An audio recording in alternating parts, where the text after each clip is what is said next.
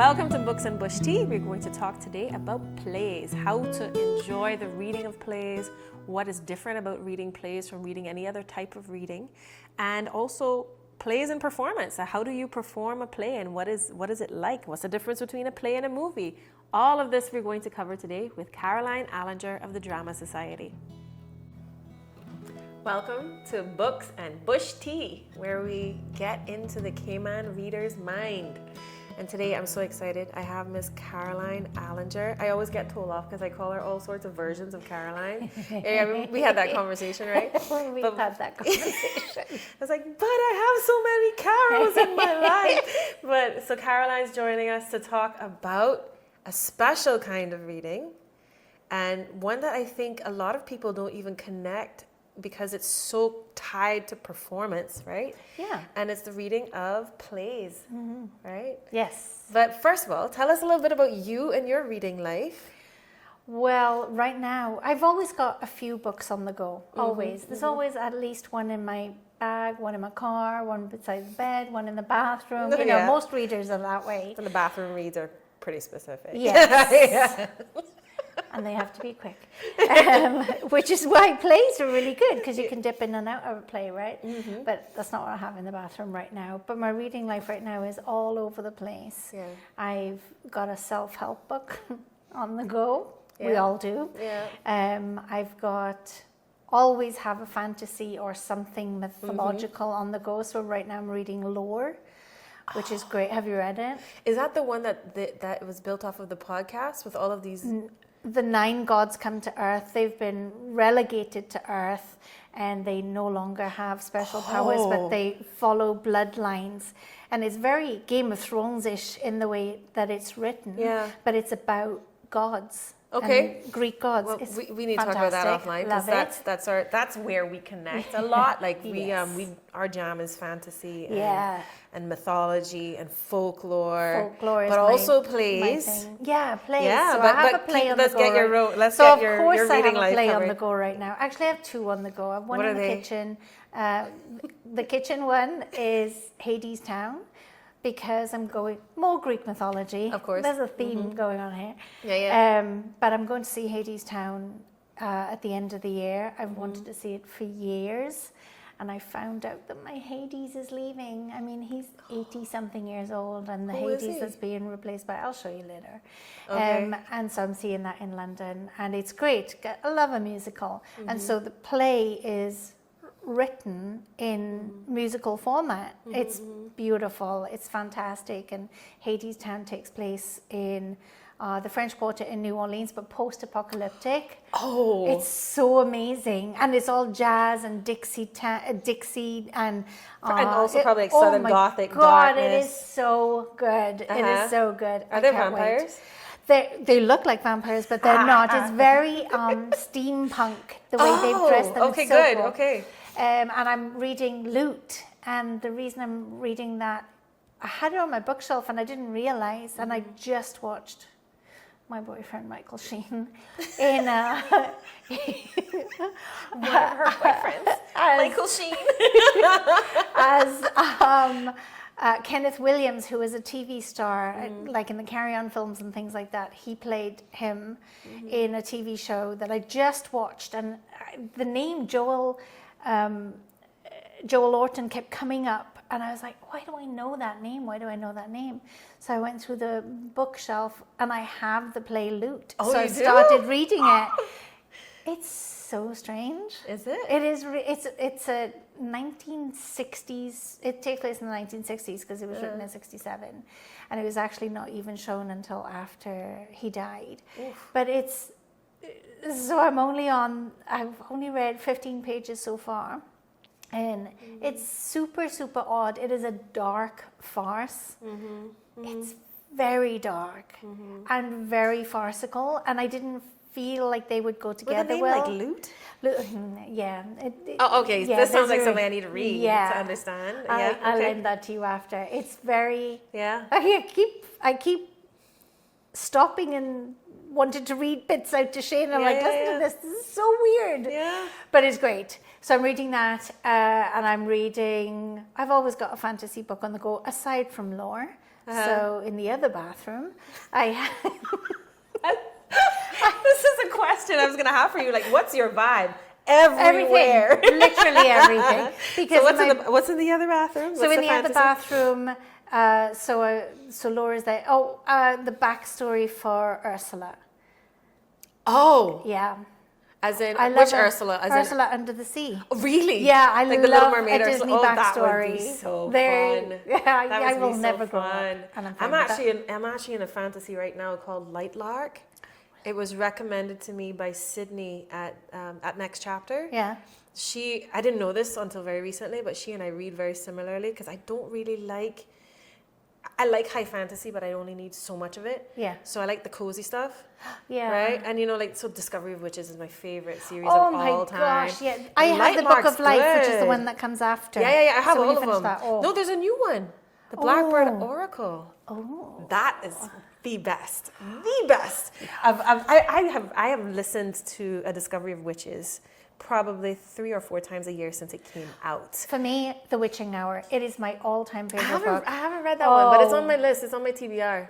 By the way, for those of you who are not like into the books thing, the TBR pile, the to be read pile, yes. It's haunting. Yeah, so much, and forever. And I keep adding forever to it. in place. Yeah.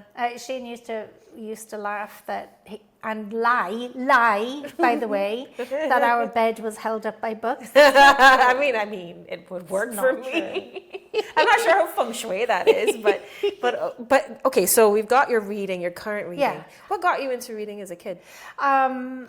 My dad. Well, both of my parents really. I just noticed. I assume she read as a child. Yeah, as of course you can I tell. did. So yeah.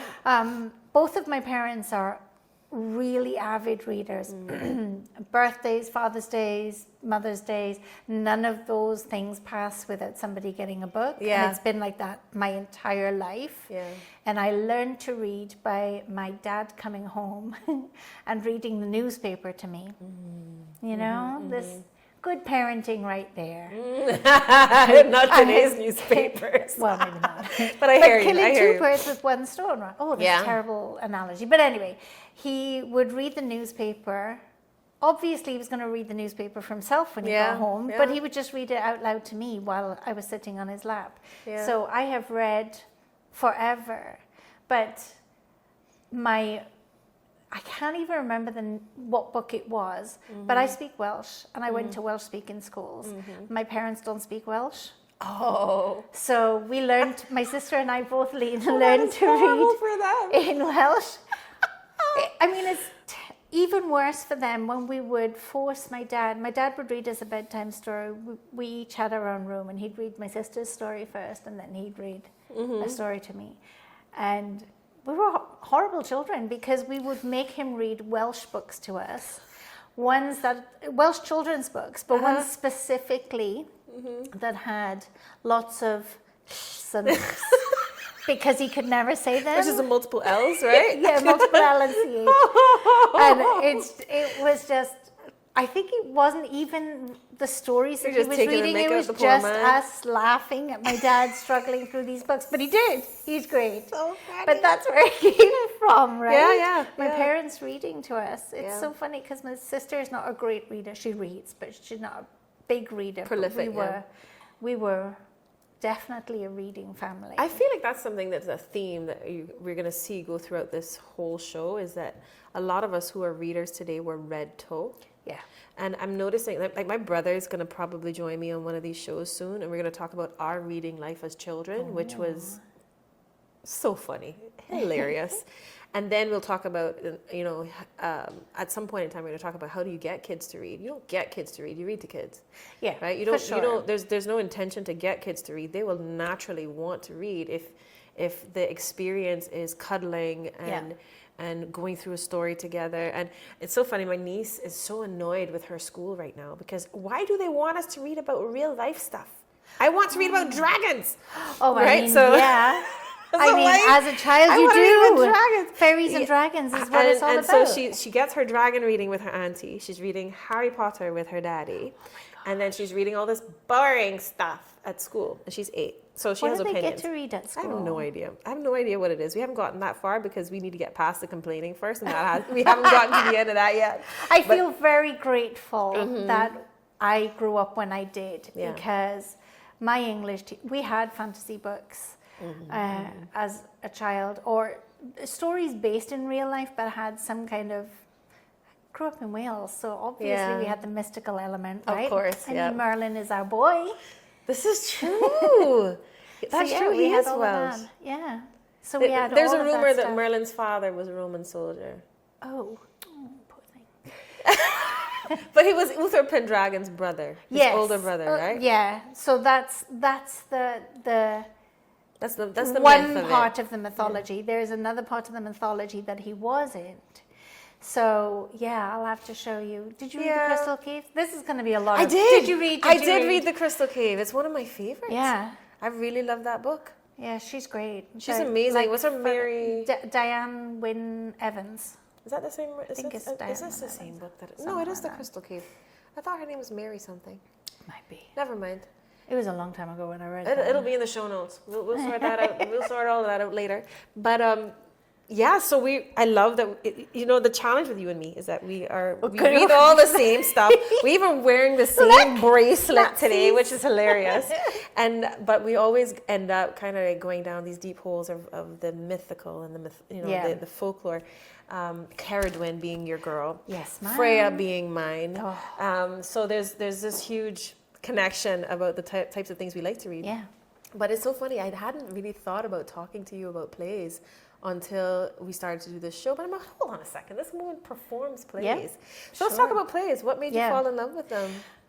So I have acted since probably birth, my parents would tell you. Were you called dramatic too? Oh, that was such a buzzword for me. Dramatic. It grinds my gears when people call me dramatic. You but too? Okay, so it's not just me. It's almost like a trauma response that I have. Yeah. Like, don't you dare call me dramatic. I'm expressive. Unless it's in the correct format. Yes, I am dramatic on the stage. Thank you. I won't admit it still, but it's there. Don't call me dramatic as an insult. Yeah. Call me dramatic as a compliment. Yes, I am. But Fair. yeah, I think so that's it. That's exactly it. so that you're right. Yeah, so I can take that. Plays kind of were, and it's a part of. Do you know anything about the Eisteddfod? No. So there's a bit of Welsh history for you. So we have an annual festival. We have two. One is one for children, which is called the Urdd Eisteddfod, and then another one for adults that is the Eisteddfod. And it is a celebration of performing arts, writing, specifically poetry, but also now plays. And it goes back, and the chair is called, you win a chair. Okay. And it's a wooden chair. And it's called Cadair y Bardd, right? Okay. And it is founded in Druidism. So they had these celebrations of poetry, Taliesin. You've heard of Taliesin. You would have if you've heard of Caradwyn. So Taliesin, he was the first bard. So he was the first poet, the first cantor, and he would go around. And it was oral tradition to speak plays or speak poetry going all around Wales. And that tradition continues to today, which is the Eisteddfod. So as children, we were given pieces to perform. So those really were our first plays. So I did my first one at 7, I think, maybe. 6 or 7. But all children in Wales, South Wales, no, I would say North Wales more, but South Wales in Welsh-speaking schools, we would do these performances. So that would be my first play. We were always given plays to read, and we would perform, a bit like Gimme Story. The parallels between Gimme Story and the Eisteddfod is crazy. And I can imagine like the children's festival as well, right? So the down swearing is quadrille. It's wow. literally quadrille. Like it's the same dances. But I've always found that fascinating. I'm doing a paper right now on some of the traditions that were just absorbed into our culture, and there was no appropriation because there was no acknowledgement that anything was different. And we just absorbed all of the cultures that came. No acknowledgement of appropriation anyway. I don't think you could untangle Cayman culture and put it into different places at different origins. But you speak to this about the childhood plays, and the Cayman version of that would have been church plays. Yeah. Because we do church plays or school plays, but only in the. I don't remember doing school plays except at Christmas. Oh, really? But and church plays would have, and we didn't do them for the festival either. But the church plays would have been like and they weren't always Bible. Sometimes they were stories that were reflective of biblical ideas and so on. But then at St. Ignatius has a pantomime every year, and they also have a play. So pantomime's very British, isn't it? It's super British. And when I went to uni, I actually went to a panto in Sunderland. And it was like Sunderland.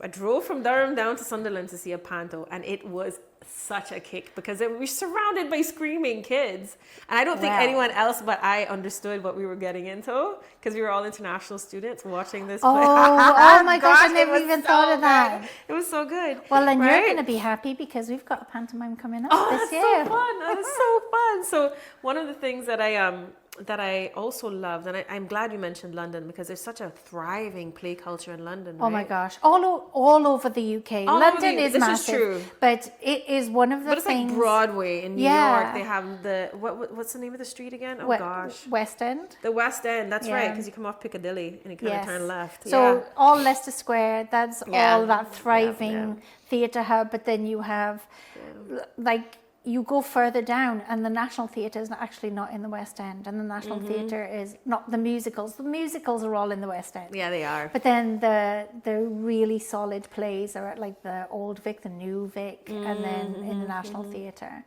So what have you seen? Oh my gosh! In the West End. I've only been to one play in the West End. Seriously, what did you see? Yeah, Les Mis. Of course, everyone sees them. But you have to because of the history. But more than that, one of my classmates from school, she was in the costume department. So I got a tour of backstage. I still have the playbill. It was such an experience because it's such a like it is the West End, It really is. Les Mis is the center. It's like the I'm getting I love that. I can hear the music right now. Mousetrap would be the godfather, and then Les Mis is kind of like the godchild. Yeah. Like it is the perennial, right? Yeah. And I wanted to see Chicago and New York, but I didn't. I saw Mary Poppins in New York. Oh, yeah. That must have been quite very recently then. No, I saw Mary Poppins. That would have been 2013, 2014, no, 2012. Okay. Yeah, I've seen tons. Yeah. I've seen Wicked a few times. I want to see Wicked. I really want to see Wicked. I wanted to see Cats, but Cats left. Yeah. Broadway. I saw Cats, Starlight Express. But now I'd like to travel to see plays. Like that. It wasn't a priority at the time. I was a student. I was doing all these other things. So it's now like time to like really enjoy plays. Yes, plays and hiking. Absolutely. Those are my things. So this year I'm going to see Hadestown finally. Yeah. I can't wait. And I'm going to see Born with Teeth. It's Ncuti Gatwa, the last Doctor, the one that's just gone from Doctor Who.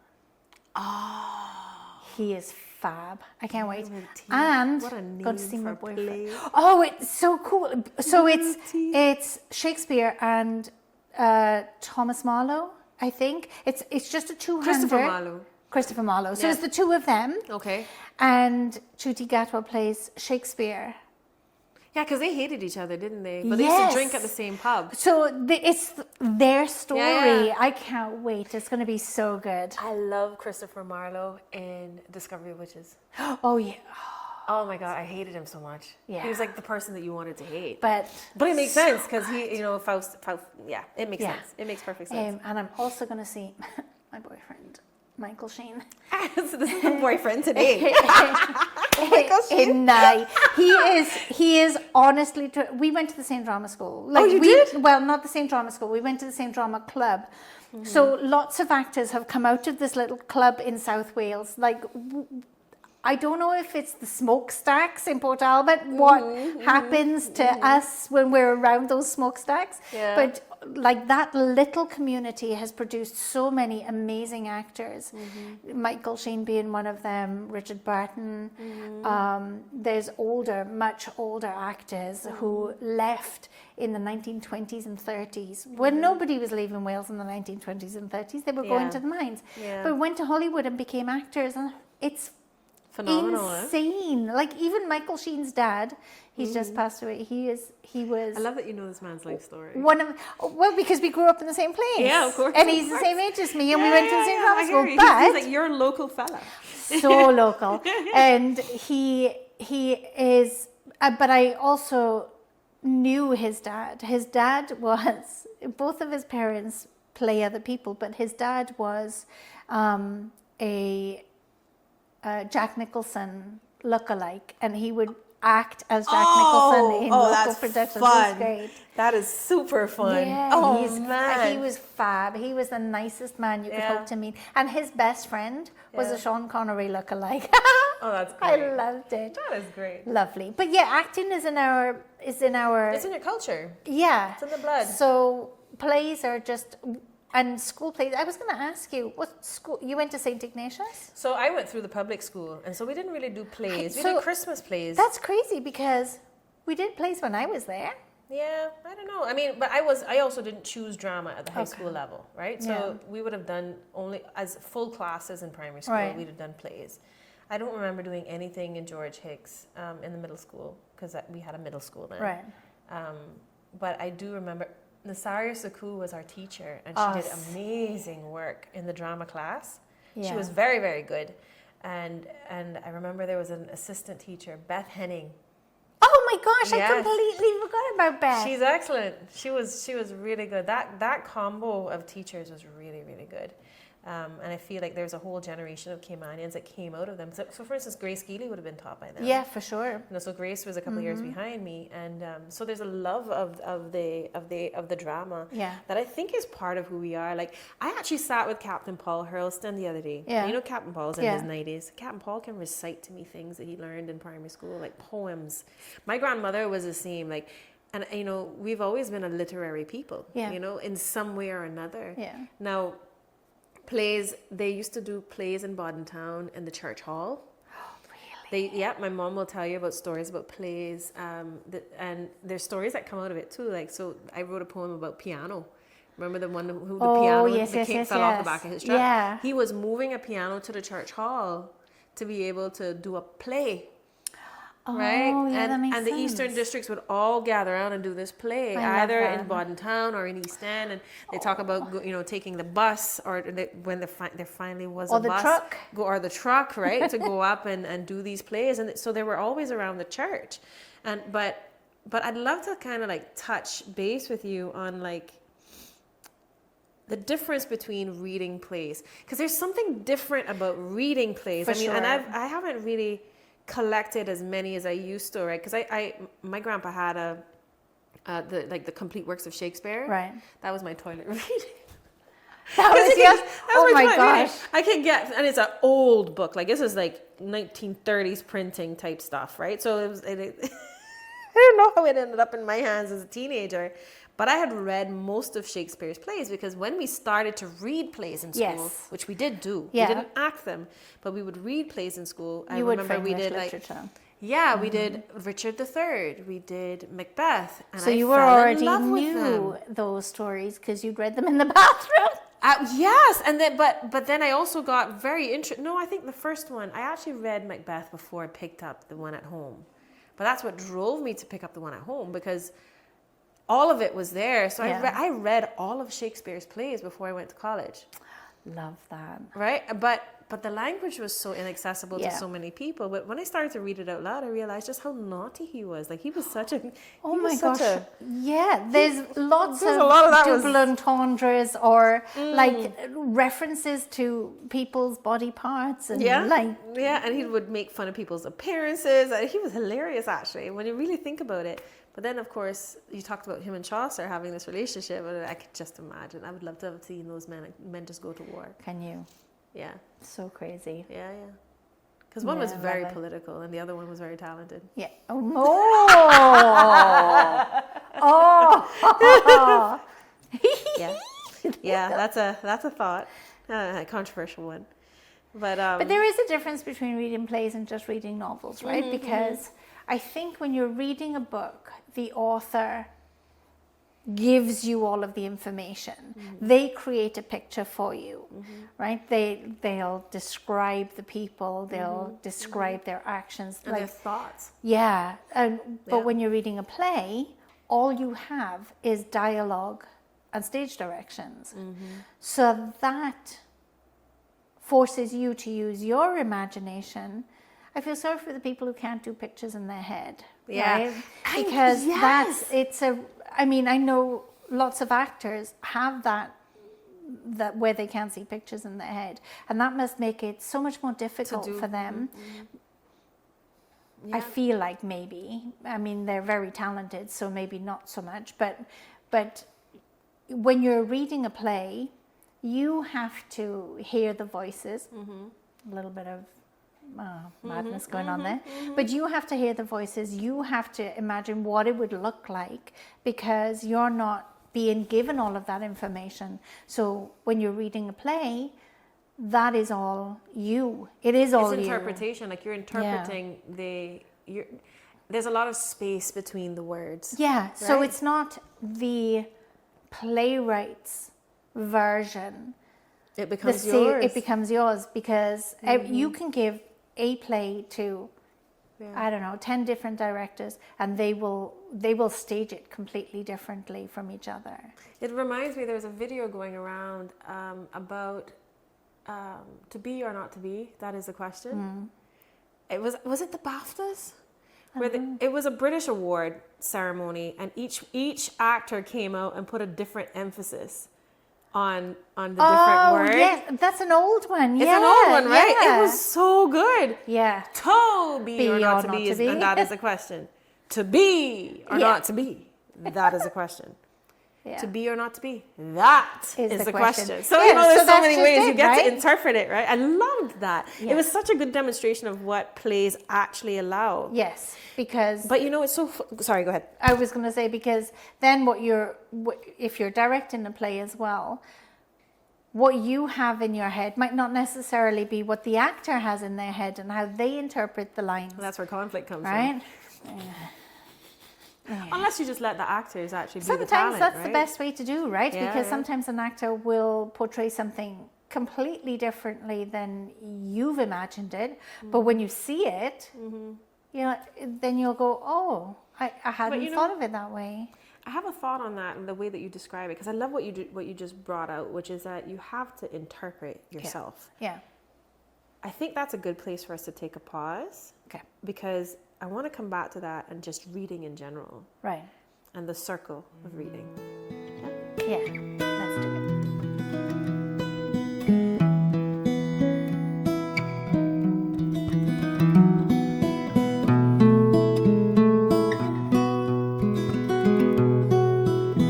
So, we talked about how plays allow for the actor to own it, right? Yes. You have to, there's so much space between the writing and plays that it requires so much interpretation. Yeah. So you get to choose what to emphasize, you get to choose how you sound, you get to choose what tone you bring to it. And what I love about that is that it points out how much of communication is not words. Yes. Right? So it's a beautiful part. So what you're bringing to the communication is like 80% of it. Yeah. Whereas the words are just like the framework. It's almost like the skeleton that you're building stuff around, right? Yeah. So this reminds me of a conversation I had with my ex, funny enough. Right. He is a really big movie buff, my ex-husband. Yeah. And he loves shows, he loves movies. He's a consumer of art in that way, and it's his preferred way. And he and I had a really interesting conversation. He also has, what do you call that thing again? Where you see numbers, where you hear a number and you see a color? Synesthesia. Right? So he's very visual in general. Yeah. And there are people that are like that. Yeah. And he and I had this conversation about an audiobook, because I would go to sleep to an audiobook at night, and he would go to sleep watching something. right? I can do either. I can't do the watching business, right? So I put on my headset and turn over and listen to my book. This is might be TMI, but you know what? Y'all are fine. You all are fine. But he was lovely about it, right? And one of the things that came up was that he could not understand the audiobook because it was too much work for him to create the image in his head. Oh. Right? Okay. So it's so funny because I almost see this now, the way you're describing the difference between a play and a book. Reading. And reading is that the play requires you to do much more work, yes. because you then have to express all of it, like all of the expression, every form of interpretation, right. of just the words. And then, apart from the instructions, obviously, because right. there are show notes and so on. But then there is that was not the technical term. Stage directions. Thank you. But then there's the other side of the pendulum, which is what the play becomes, right? Right. So then when it is acted out, everything is delivered. Yes. To the audience. So then the audience receives everything. It's like watching a movie then. Not mm-hmm. really though, because movies are a different thing altogether. True. Right? True. So let's talk about that. So with movies. Yeah. So when I was in drama school, they kind of described it to new people as this. So movies are here. Yeah. Whereas plays are here. Right? So your movements and your actions and your facial expressions and your delivery is big. Yeah. And in movies it's small. Yeah. Right? Because this is what I was saying earlier when we were setting up, is that like when you're doing a movie, you're often very, very close to each other, even though though you're not, when you're looking at it on screen, you don't look too close to each other. And you'll see it a lot in like soap operas and stuff like that, where people are almost touching noses to deliver something very quiet. And you can't do that in plays. It's also the facial expression, right? So there's a subtlety to the movie that is captured in the screen, whereas on the play you have to deliver. Like you have to. It's almost like you have to project expression. Yeah, right? And with plays as well, you're watching the entire stage. Whereas in movies, you are being directed to watch this little bit. So movies are more like not books in that sense that it's being given to you. You still have to work harder in a play because you can watch the whole thing. You can watch the entire. That's so true. Right? The image that you're giving, like particularly in musicals, where there are multiple things going on, and there's so much acting. Everyone on the stage is acting, and you've got 30 people on the stage, and they're dancing as well as acting, and there's so much expression. So I hear you. Like that's a really powerful contrast, right? Yeah. But I'm almost beginning to see it now as a circle, but throwing the movie in kind of throws me off a little bit. So let me work my way back. Maybe it's a Venn diagram then. maybe it is. But I have it that the book delivers more than the written play. Yes. Then the movie delivers a pointed version, a more narrowed view of the book. Yes. But it's delivered, right? It is and delivered. It's not all verbal. So it's going to be bigger than the play in a lot of cases. Smaller than the book because yes. Well, not really, because it's non-verbal. But it's still because if you take the Harry Potter movies, right? Or Wicked even, because I'm reading Wicked again. And in preparation. Oh, did we hear that? I don't know, but that's my next question. So go on for it. November, the next bit is coming out, right? Oh, that's awesome. So when the book will give you. Like you were gonna deliver it. Oh, you would act it. It would be amazing if you did something like that. It would, but we can't because you wouldn't be able to get the rights for it right now because of the movies, right? Fair enough. So when you're reading the Harry Potter books, they have to leave lots of it out of the movies because otherwise it'll be a 10-hour long 20 movie. hour, like right? one book becomes a show. Yeah. Which is what they had to do. Which is what they had to do when you really think about it. I'm very excited about that, right? Even though I don't want to give her any more money. I'm going to. But yeah, so that you gotta give her money for what she's good at. You know, that's where I'm at. Let's leave the politics. Give her money Let's for what leave they're her good politics outside. But yeah, that's just it, right? So when you're reading, your imagination is exploding, right? But you're being fed all of the information.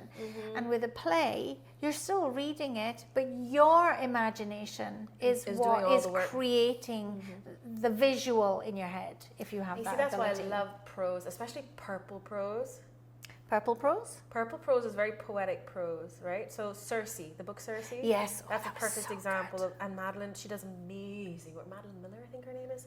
Can't remember. Amazing purple prose. So there's a lot of space left in purple prose for the magical and the interpretive. It's very poetic, but I don't remember where I was going with this. But you know what? We'll be fine. We have so much to talk about anyway. But you know, there's so many. Oh, that's where I was going. There's like a range, even in prose, of the space that people leave. There's certain writers, and there's certain male writers in particular, that are very sparse with their words. So for instance, Hemingway, I found him very sparse. Yes. He doesn't describe scene, he doesn't describe texture, right? He doesn't describe what a woman really wants, like, which is a sensual and tactile pieces, right? Whereas if you get into someone like Pat Conroy, everything. Every single dot on every flower every is covered. grain of sand. He's my favorite when it comes to descriptive writing. Like, I would love to be able to write like him. Even though he's Southern Gothic, I feel like he informs me as a purple prose writer. Oh. If that makes sense. Yeah, that does make sense. Love Pat Conroy. I wish I'd met him. And I remember seeing the day that he passed away. I was like, well, that's one dream gone.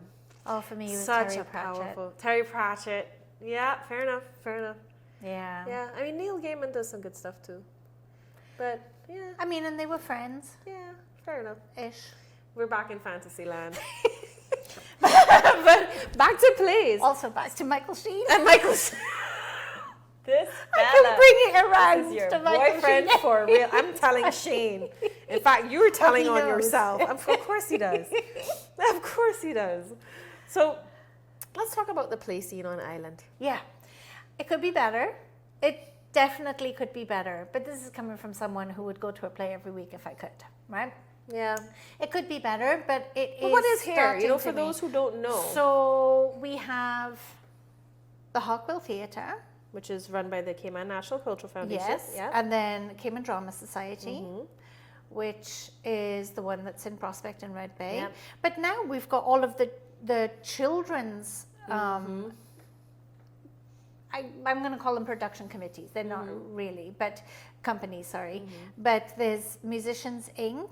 is one of them. And Spark. And Spark. And then some of the dance companies do shows that are also dramatic in the way that Quintessential you started to mention, which was funny. So, yeah, Quintessential was a surprise. Yeah. It was a surprise. They did a show storytelling through, again, it's through dance, right? It's Paul and Ariel, and it was which is really not quite plays. No, but it was the Disney Villains. It was, yeah, oh, so good.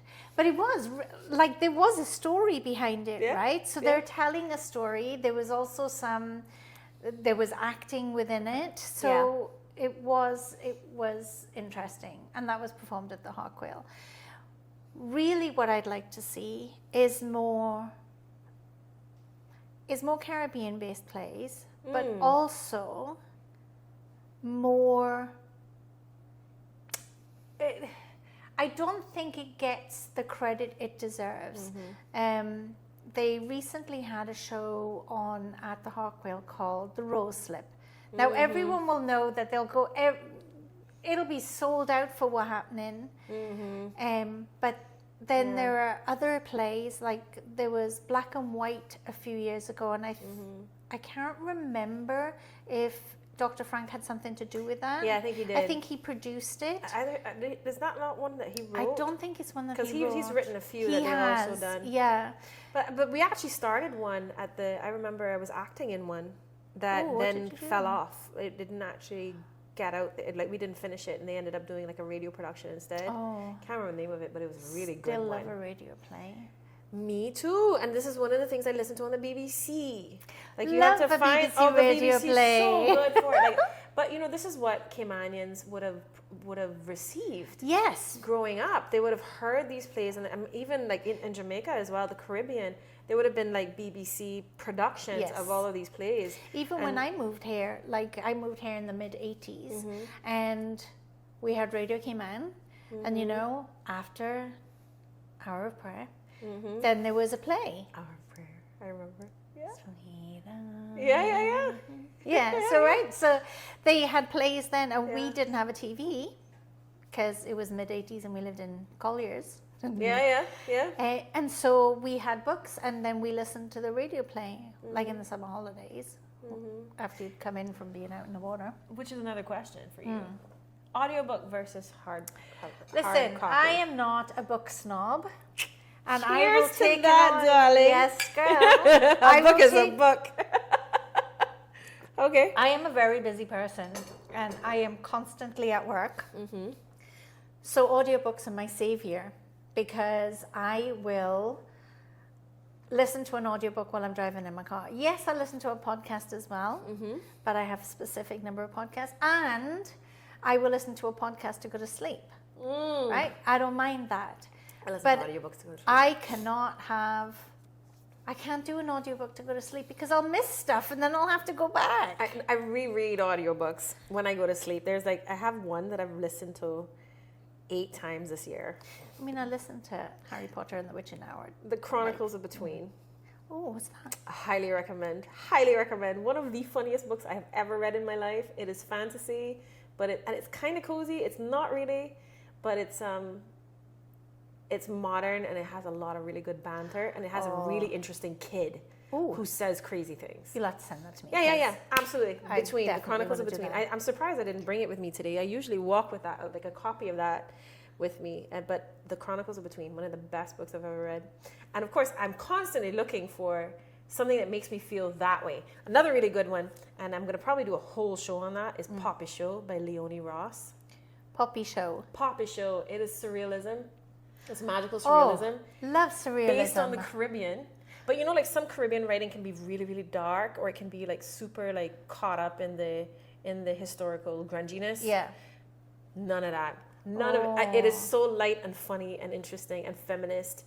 But it also has a mix of every island in it. There's the Fatalik, there's Obia women, there's a conflict between the church and the Obia women. Love. There's right? And then I love it already. Oh, it is so funny. But then something weird happens in the book that I'm not going to give that away. It's for adults. But it's so funny. It's so funny. And the imagery of it, whatever I tell you, which I will tell you offline. Poppy Show by Leonie Ross. Okay. Plays, favorite plays. Yeah. Let's talk favorite plays and how to find you. How do I have a favorite play? It's I was going to say this Okay, give me your list. How do you have a favorite book? But I do. My favorite book is The Witching Hour, hands down. Listen to it once a year. So, favorite plays. I love The Crucible. I was in The Crucible, and again, my sister is not a... I'm afraid of it. Why? I don't know. I'm going to read it. Listen, you should read it, or at least watch a production of it. Not the movie, because don't watch the movie. Too dark. No, it's not that it's dark. It's that it is relevant to today. Weirdly, it is relevant to today. It would be. Why? Why is it? How is it relevant to today? So let's just for the audience, let's explain what The Crucible is. So The Crucible is a story. It's Arthur Miller. And it takes place in Salem in 1692. 1692. So it was during the witch trials. It's what sparked all the furore about the witch trials. Yeah. And the murder of Bridget Bishop. Yes, Goody Bishop. Do you know, I was looking at why everyone was called Goody, because I was like, why is everyone called Goody? Goody. All the women are called Goody because it felt very oppressive, which it was. Yeah. But it was because they led. So it's a shortened version of Good Wife, and that I don't need to say anymore. No, because it's problematic. This is how this was their whole personality. Yeah. If you were married, you were supposed to be a good wife. So the themes that run through it are the themes of mass hysteria, which We're seeing today? Which we're seeing right now, brought on by a government and their oppression of women. Through the church. And how people can lie to make themselves always have a good reputation in society, or at least that's how they want to present themselves, when really they're just degenerate. And it is very much a comparison of what we're doing right now. It's a dissonance, isn't it? Like, I think we're just seeing that human nature is a circle. Once again, it seems to be the theme of this particular episode. These circles I keep drawing, Venn diagrams. But the Crucible, I will read it. Please. I will. Do, because you will see the parallels. I may still have a copy. Yeah. I'll find it. It was one of my favorite plays to. But it's a book as well, isn't it? It may have been turned into a book. I've never read it as a book. I think it was originally a play, though. You're right. Yeah. So, and he was doing a commentary on the time as well. Yeah. So it's pretty effective stuff. Then the early 50s. Do you think anyone will do it now? I would love to adapt it to the present day. Oh, I didn't even think of that. There you go. That's your play. I'm still looking for Caribbean plays. Okay, fair enough. So, because I feel like we need to bring Caribbean plays to Cayman, because especially in the Cayman Drama Society. Oh, I was going to tell you about the Rose Slip. So, quintessential, widely attended. The Rose Slip, not. No. And it was really disappointing. Do plays have a marketing gap? Is that what it is? Yes. Because I feel like I don't know when plays are happening, and I love a good play. Yeah. I love a good play. But there's something that is missing. And I can't figure it out because so the Cayman Drama Society has a really good marketing department. The marketing department is just Kirsty. But she's good at it. She is very good at it, and it's well attended. She makes sure that there's always posts going out, and we put posts all over social media. We put up posters. I recently did the Ancestors, and we put. That was one you did. Yeah, I saw, but I directed that one. But then I wonder, right? Is it something that we've also done to things like opera? So, for instance, opera in the United States is seen as something attended by the elites. Yes. Whereas if you go to Serbia. Yeah. Or Italy. Like everybody and their brother goes. It is something for the masses. Yeah. It is not something that is it's almost as though being cultured has been for the elite in the New World. Yeah, which I wonder mad, isn't it? Because it really wasn't in the. It wasn't. That's not what it was designed to be. It was a grassroots thing. It was for the people, by the people. But even reading here is a very underground thing. Like, this is not something people don't get to get. Caymanian culture has not included people getting together to talk about books. People are reading. Yeah. There's always been a thriving bookstore in the Cayman Islands. Yeah. Like Hobbies and Books was one, at least in my lifetime, right? And I think in my mom's as well. Hobbies and Books, the Book Nook, Next Chapter. Then you also have the little quirky ones, right? Like the specialty ones, like the Adventist bookstore. There's a bookstore at Island Naturals and Bodywork. So there's always been a place for reading, right? Whereas I wonder if that is the gap.